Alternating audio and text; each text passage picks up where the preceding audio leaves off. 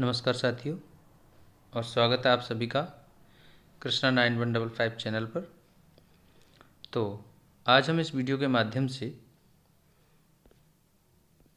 मध्य प्रदेश लोक सेवा आयोग द्वारा आयोजित की जाने वाली असिस्टेंट रजिस्ट्रार एग्ज़ाम के लिए पार्ट बी यूनिट 1 के टॉपिक यूजीसी या विश्वविद्यालय अनुदान आयोग, इस विषय में कुछ एमसीक्यूज़ का अभ्यास करेंगे। चलिए शुरू करते हैं। पहला प्रश्न है, विश्वविद्यालय अनुदान आयोग की स्थापना किस अधिनियम के अधीन हुई थी?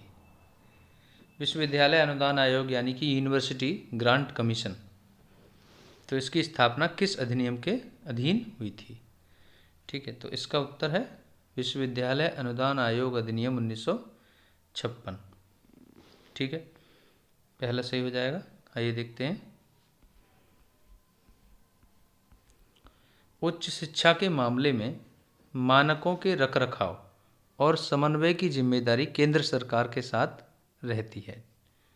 ठीक, विश्वविद्यालय अनुदान आयोग यानी यूजीसी की स्थापना का प्रस्ताव उच्च शिक्षा को मजबूत करने और शिक्षण और अनुसंधान के मानकों में सुधार के लिए विश्वविद्यालय शिक्षा आयोग 1948-49 द्वारा सुझाए गए उपायों में से एक था।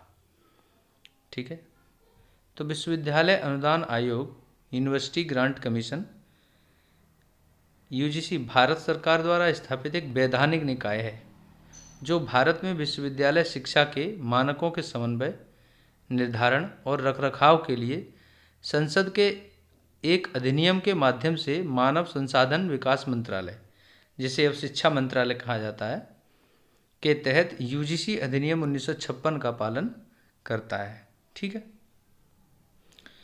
पूरे देश में प्रभावी क्षेत्रवार कवरेज सुनिश्चित करने के लिए यूजीसी ने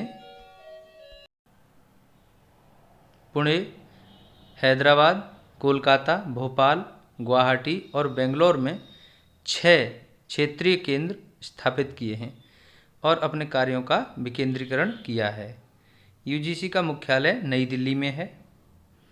इसके अलावा यूजीसी के जो वर्तमान चेयरमैन हैं उनका नाम है एम जगदीश कुमार। ठीक है, एम जगदीश कुमार। और जो यूजीसी के पहले चेयरमैन थे वो थे डॉक्टर शांति स्वरूप भटनागर। ठीक है, शांति स्वरूप भटनागर, ये याद रखना पड़ेगा। ठीक है, इसके अलावा एक इम्पोर्टेंट पॉइंट ये है कि डॉक्टर मनमोहन सिंह जो भारत के प्रधानमंत्री रह चुके हैं वो भी यूजीसी के अध्यक्ष रह चुके हैं। ठीक है,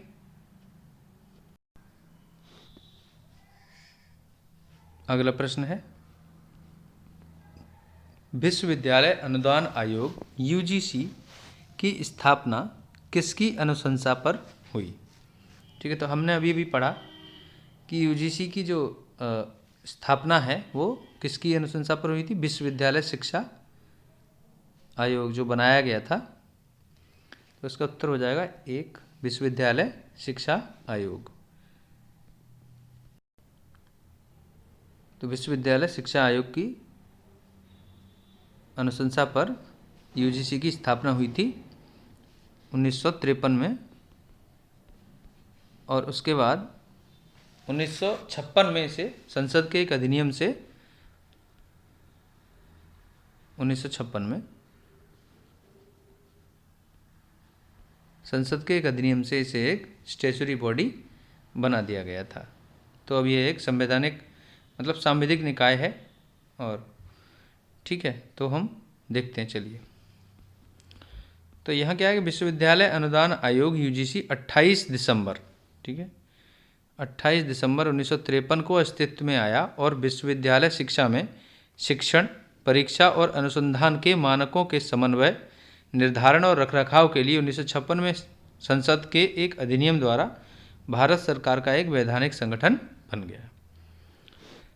अब देखिए, यहाँ कुछ बातें हैं कि स्वतंत्रता के तुरंत बाद 1948 में डॉक्टर एस राधाकृष्णन की अध्यक्षता में भारतीय विश्वविद्यालय शिक्षा पर रिपोर्ट करने तथा देश की वर्तमान और भविष्य की आवश्यकताओं और आकांक्षाओं के अनुरूप वांछनीय सुधार और विस्तार का सुझाव देने के लिए विश्वविद्यालय शिक्षा आयोग की स्थापना की गई थी। विश्वविद्यालय अनुदान आयोग यूजीसी का औपचारिक उद्घाटन 28 दिसंबर 1953 को तत्कालीन शिक्षा, प्राकृतिक संसाधन और वैज्ञानिक अनुसंधान मंत्री स्वर्गीय श्री मौलाना अबुल कलाम आज़ाद द्वारा किया गया था। ठीक है। हालांकि यूजीसी को औपचारिक रूप से नवंबर 1956 में संसद के एक अधिनियम के माध्यम से भारत सरकार के एक वैधानिक निकाय के रूप में स्थापित किया गया था। तो हम कह सकते हैं कि विश्वविद्यालय शिक्षा आयोग की अनुशंसा पर विश्वविद्यालय अनुदान आयोग यूजीसी की स्थापना की गई थी। ठीक है। नेक्स्ट क्वेश्चन देखते हैं। अगला क्वेश्चन है, ये देखिए क्या कह रहे हैं कि ज्ञान विज्ञान विमुक्तये, यहाँ पर ज्ञान विज्ञान विमुक्तये किसका आदर्श वाक्य है। ठीक है। तो ये वाक्य, आदर्श वाक्य जो है वो यूजीसी का है। ठीक है। ये मोटो है, ध्येय वाक्य कह सकते हैं इसको। ये भी पूछता है कभी कभी प्रश्न में। ठीक है। कैसे भी करके चार आपको अलग अलग आदर्श वाक्य दे देगा तो पूछ लेगा, या फिर इस तरह से पूछेगा, तो ये हमें पता होना चाहिए। ठीक है। ज्ञान विज्ञान विमुक्तये का अर्थ भी पूछता है कभी कभी, तो वो भी हम समझ लेंगे। तो यहाँ पर ज्ञान विज्ञान विमुक्तये का अर्थ जो है, देखिए हिंदी में इसका अर्थ है ज्ञान विज्ञान से ही विमुक्ति प्राप्त होती है। ठीक है। इंग्लिश में it is only through knowledge and science that liberation is attend. अब देखिए, ज्ञान विज्ञान का अर्थ है शिक्षा का संपूर्ण स्वरूप, जिसमें शिक्षा के सारे तत्वों का समावेश हो। शिक्षा के संपूर्ण स्वरूप को हासिल करने से ही विमुक्ति प्राप्त होती है। विमुक्ति मतलब सभी बंधनों से आज़ादी। यहाँ पर बंधन से तात्पर्य अशिक्षा के बंधन से है, अर्थात संपूर्ण शिक्षा को हासिल करने से ही अशिक्षा रूपी बंधन से मुक्ति प्राप्त होती है। ठीक है। नेक्स्ट क्वेश्चन देखते हैं। क्वेश्चन है, उच्च शिक्षा में यूजीसी की भूमिका क्या है। ठीक है। मुख्य भूमिका पूछ रहा है। पूरे भारत में विश्वविद्यालय खोलना, विश्वविद्यालय को मान्यता प्रदान करना, विश्वविद्यालय प्रशासन को नियंत्रण में करना, या फिर विश्वविद्यालयों को निधि उपलब्ध कराना। तो यहाँ जो यूजीसी की मुख्य भूमिका है वो है विश्वविद्यालयों को निधि उपलब्ध कराना, यानी फंडिंग। ये मेन काम है यूनिवर्सिटी ग्रांट कमीशन का। ठीक है। तो हम देखते हैं, चलिए यहाँ क्या है। यूजीसी को 1953 में स्थापित किया गया था। 1956 में से एक वैधानिक दर्जा दिया गया। ठीक है। इसके बाद उच्च शिक्षा के मानकों के समन्वय, निर्धारण और रखरखाव के लिए इसका काम है। और विश्वविद्यालय अनुदान आयोग भारत में विश्वविद्यालयों को मान्यता भी प्रदान करता है, ये भी एक भूमिका है। और ऐसे मान्यता प्राप्त विश्वविद्यालयों और कॉलेजों को निधि बांटता है, यानी कि फंडिंग करता है। ठीक है। यह विश्वविद्यालय अनुदान आयोग द्वारा वित्त पोषित एक स्वायत्त निकाय है और इसका मुख्यालय बेंगलोर में है। विश्वविद्यालय शिक्षा को बढ़ावा देना और समन्वय करना, विश्वविद्यालय में शिक्षण, परीक्षा और अनुसंधान के मानकों का निर्धारण और रखरखाव। ठीक है। शिक्षा के न्यूनतम मानकों पर नियमों का निर्धारण। तो हम ये कह सकते हैं कि विश्वविद्यालय अनुदान आयोग का जो मुख्य कार्य है वो है एक तरीके से विश्वविद्यालयों को क्या देना, फंडिंग देना। ठीक है। नेक्स्ट क्वेश्चन है, विश्वविद्यालय अनुदान आयोग यूजीसी द्वारा गठित निम्न में से किस समिति ने उच्च शिक्षा में पीपीपी मॉडल की सिफारिश की है। ठीक है। यानी पब्लिक प्राइवेट पार्टनरशिप मॉडल की जो सिफारिश की है वो की है के.बी. पवार समिति ने। ठीक है। देखते हैं। देखिए, विश्वविद्यालय अनुदान आयोग विनियम 2018, जिसे 20 अगस्त को अधिसूचित किया गया था, मान्यता और मूल्यांकन एजेंसियों की स्थापना करने के लिए सरकार और अर्ध सरकारी संस्थाओं को एक एजेंसी के रूप में पंजीकरण करने की अनुमति देता है। विश्वविद्यालय अनुदान आयोग ने नए नियमों को अधिसूचित किया है जो सार्वजनिक निजी भागीदारी क्षेत्र में संस्थाओं को शैक्षिक संस्थानों का मूल्यांकन और मान्यता देने की अनुमति देता है। के.बी. पवार समिति ने उच्च शिक्षा में पब्लिक प्राइवेट पार्टनरशिप मॉडल के 4 विभिन्न मॉडलों का प्रस्ताव रखा था। ठीक है। जैसे basic infrastructure model, outsourcing model, equity model और रिजर्व आउटसोर्सिंग मॉडल। ठीक है, चलिए नेक्स्ट क्वेश्चन देखते हैं। यहाँ कह रहे हैं कि निम्नलिखित में से यूजीसी की क्या जिम्मेदारी नहीं है? उच्च शिक्षा की गुणवत्ता को विनियमित करना, उच्च शिक्षा संस्थानों के परिसरों में अनुशासन बनाए रखना, संकाय की अनुसंधान परियोजनाओं को निधि प्रदान करना, विश्वविद्यालयों को मॉडल पाठ्यक्रम का सुझाव देना। तो यहाँ पर यूजीसी की जिम्मेदारियों की बात है तो यूजीसी जो है उच्च शिक्षा की गुणवत्ता को निश्चित करता है, ये ठीक बात है। उच्च शिक्षा संस्थानों के परिसरों में अनुशासन बनाए रखना, ये बात ठीक नहीं है। संकाय की अनुसंधान परियोजनाओं को निधि देना, फंडिंग करना, ये भी ठीक है। विश्वविद्यालयों को मॉडल पाठ्यक्रम का सुझाव देना, ये भी ठीक है। यानी कि इसका आंसर हो जाएगा 2, क्योंकि जो अनुशासन बनाने का काम है वो यूनिवर्सिटी के अपने प्रशासन पर निर्भर करता है। ठीक है, तो जिम्मेदारी ये नहीं है। देखते हैं, भारत का विश्वविद्यालय अनुदान आयोग यूजीसी, ठीक है, उच्च शिक्षा विभाग, उच्च शिक्षा मंत्रालय भारत सरकार द्वारा स्थापित एक निकाय है जो उच्च शिक्षा के मानकों के समन्वय, निर्धारण और रखरखाव पर प्रभारित है। ठीक है,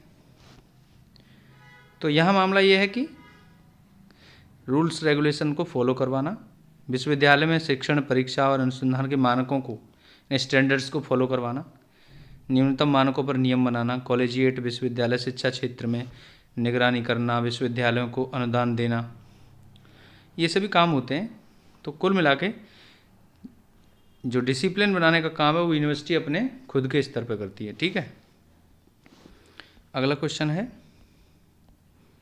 विश्वविद्यालय अनुदान आयोग यूजीसी के बारे में कौन सा कथन सही नहीं है? सही नहीं है पूछा है। ठीक है, तो पहला पूछ रहे हैं कि इसकी स्थापना 1956 में संसद के एक अधिनियम द्वारा की थी। ठीक बात लिखी हुई है।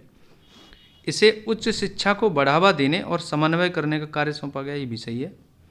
यह केंद्र सरकार से योजना और गैर योजना निधि प्राप्त करता है, ये भी सही है। तो गलत हो जाएगा ये, यानी यह राज्य विश्वविद्यालयों के संबंध में राज्य सरकारों से धन प्राप्त करता है, नहीं। ठीक है, तो आंसर हो जाएगा ये 4। ठीक है, ये देखते हैं। तो अभी अभी हमने समझ लिया कि ये कथन एक कह रहा है कि 1956 में संसद के द्वारा बनाया गया था। ठीक बात है। ठीक है, 1956 में भारत में विश्वविद्यालय शिक्षा के मानकों के लिए इसे बनाया गया था और यह भारत में विश्वविद्यालयों को मान्यता प्राप्त प्रदान करता है और मान्यता प्राप्त विश्वविद्यालयों और कॉलेजों को धन देता है। ठीक है, उच्च शिक्षा को बढ़ावा देने के लिए, हाँ ठीक बात है, केंद्र सरकार से योजना और गैर योजना पर फंडिंग करता है, मतलब केंद्र सरकार से निधि प्राप्त करता है और यह राज्य सरकारों से धन प्राप्त करता है, ये बात सही नहीं है। ठीक है, तो यही हो जाएगा आंसर। कथन 4 गलत है क्योंकि यूजीसी को राज्य विश्वविद्यालयों के संबंध में राज्य सरकारों से कोई धन प्राप्त नहीं होता है। ठीक है, नेक्स्ट क्वेश्चन देखते हैं। ये है, तो ये है कि यहाँ प्रश्न है, यूजीसी ने सभी उच्च शिक्षा संस्थानों के लिए CBCS ये है आरंभ किया है, क्योंकि CBCS क्या है? Choice based credit system. इसे प्रतिशत आधारित मूल्यांकन को कड़ाई के साथ लागू करना है। इसे देश भर में एक समान पाठ्यक्रम तैयार करना है। यहाँ लचीलेपन को स्वीकार करने की आवश्यकता है ताकि छात्र अपनी रुचि के कोर्स चुन सकें। मूल्यांकन में पारदर्शिता व समरूपता लाई जा सके। ठीक है, ठीक, तो इसका उत्तर है यहाँ लचीलेपन को स्वीकार करने की आवश्यकता है ताकि छात्र अपनी रुचि के कोर्स चुन सकें। ठीक है, आइए देखते हैं। तो यहाँ इसका उद्देश्य चॉइस बेस्ड क्रेडिट सिस्टम जो है उसका उद्देश्य शिक्षा को व्यवस्था केंद्रित या शिक्षक केंद्रित के बजाय छात्र केंद्रित बनाना है। CBCS छात्रों को निर्धारित पाठ्यक्रमों में से पाठ्यक्रम चुनने का अवसर प्रदान करता है जिसमें कोर, वैकल्पिक, मामूली या कौशल आधारित पाठ्यक्रम शामिल हैं। CBCS छात्रों को शिक्षा प्रणाली में लचीलापन प्रदान करता है ताकि वे अपनी रुचि के अंतः अनुशासनात्मक और कौशल आधारित पाठ्यक्रम चुन सकें। ठीक है। प्रत्येक पाठ्यक्रम को शिक्षण, ट्यूटोरियल, व्यवहारिक आदि के लिए निर्धारित घंटों की संख्या के आधार पर क्रेडिट आवंटित किया जाता है। प्रति सप्ताह 1 घंटे की एक सैद्धांतिक अवधि के लिए एक क्रेडिट आवंटित किया जाता है, या प्रति सप्ताह 1 घंटे की एक ट्यूटोरियल अवधि या एक सेमेस्टर में प्रति सप्ताह 2 घंटे की एक व्यवहारिक अवधि के लिए आवंटित किया जाता है। एक कोर्स के लिए आवंटित क्रेडिट की ऊपरी सीमा मैक्सिमम 6 है। यह प्रणाली न केवल मुख्य पाठ्यक्रमों को सीखने के अवसर प्रदान करती है, बल्कि किसी व्यक्ति के समग्र विकास के लिए मुख्य पाठ्यक्रमों से परे सीखने के अतिरिक्त रास्ते तलाशने के लिए भी उपलब्ध कराती है। ठीक है। तो यहाँ क्या है कि यूजीसी ने सभी उच्च शिक्षा संस्थानों के लिए इस सिस्टम की शुरुआत की है, ताकि क्योंकि इसमें लचीलेपन की अनुमति देने की आवश्यकता है, ताकि छात्र अपनी चॉइस के हिसाब से कोर्स को सेलेक्ट कर सके। ठीक है। नेक्स्ट क्वेश्चन देखते हैं। नहीं, इतना ही है। अगर आपको यह वीडियो हेल्पफुल लगा है तो प्लीज़ इसे शेयर करें, लाइक करें और कमेंट करें, और प्लीज़ चैनल को सब्सक्राइब कर लीजिए ताकि आने वाले सभी वीडियोज़ की नोटिफिकेशन आपको मिलती रहें। Thanks for watching.